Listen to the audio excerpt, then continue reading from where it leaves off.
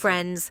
This is another episode of the program Empire of Lies, in which we talk about manipulation and disinformation of the Russian media.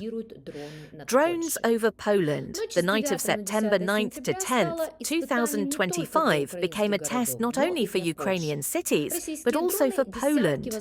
Russian drones, dozens, perhaps hundreds, attacked the western regions of Ukraine, and some of them, according to Warsaw, crossed the Polish border. For the first time in a long time, the alarm of NATO fighters sounded not somewhere on the eastern borders, but right over an ally country. It would seem that we are talking about a serious challenge to European security. But on Russian air, all this turned into a familiar spectacle. Skabeeva's 60 Minutes program presented the incident not as a threat, but as a convenient backdrop for ridicule. Warsaw's hysteria, powerless NATO, several tanks will accidentally drive into the Baltics.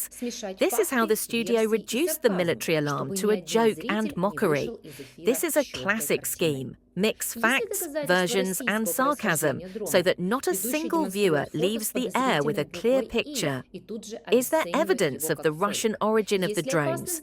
The hosts show a photo with a suspicious letter I and immediately devalue it as a fake.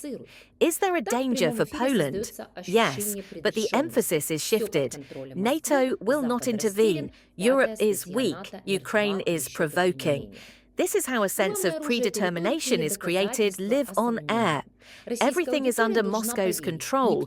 The West is confused. NATO's Article 5 is dead even before it is applied. Manipulation of doubt. The main weapon of this rhetoric is not proof, but doubt. The Russian audience must believe no one knows the truth, which means there is no point in looking for it. The European public, hearing such insinuations via social media retransmission, receives a different signal. You are arguing among yourselves while Russia is acting. This works like any good propaganda. Where there should be alarm and mobilization, a tired everything is ambiguous appears.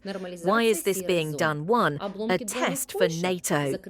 Moscow is checking how quickly and in a coordinated manner its allies will react to such incidents. Any delay, any discrepancy in statements immediately turns into a story about the weakness of the alliance. 2. Normalization of the grey zone. Drone debris in Poland, closed airports in Rzeszów and Warsaw. Let this become routine so that Europeans get used to it. The abnormal is now everyday life. Third, delegitimization of Ukraine.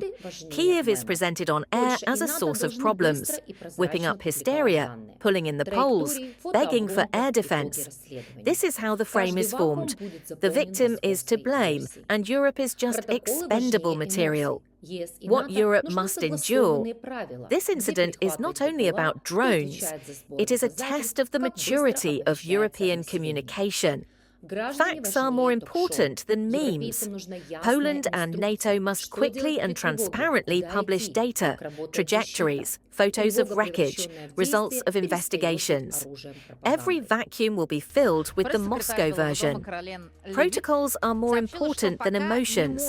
The EU and NATO need agreed rules: where to intercept UAVs, who is responsible for collecting evidence, how quickly the population is notified. Citizens are more important than talk shows.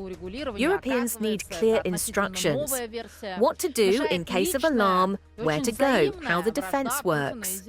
Alarm, turned into action, ceases to be a propaganda weapon.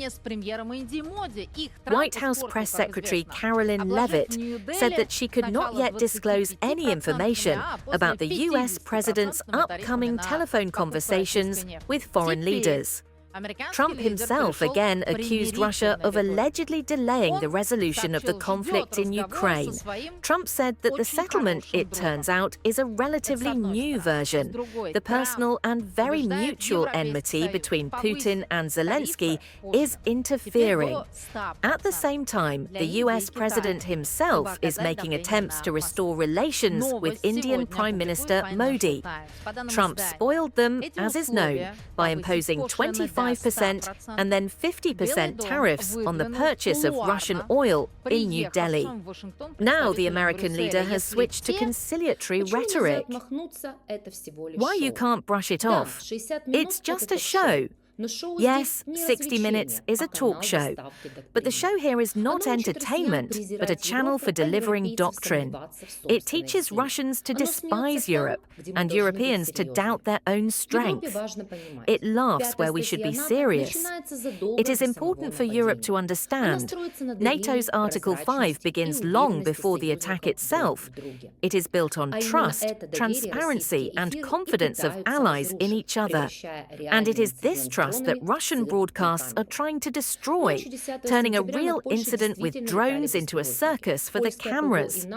On the night of September 10th, drones really did fly over Poland. Polish air defense and NATO shot them down, airports were closed, citizens did not sleep. All these are facts, and in Moscow at that time, laughter and mockery were heard.